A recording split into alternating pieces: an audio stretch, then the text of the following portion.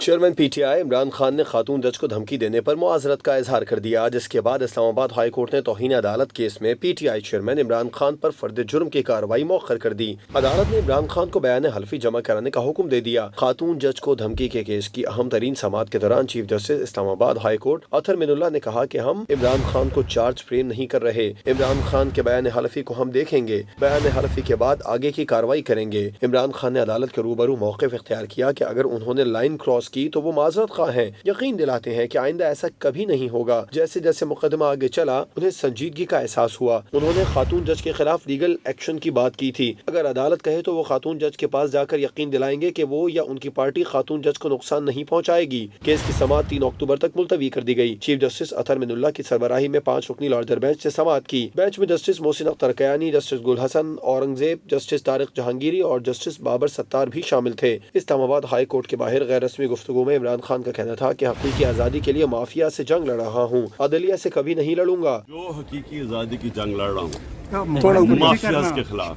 میں جس سے جنگ نہیں لڑنے وہ پاکستان کی عدلیہ۔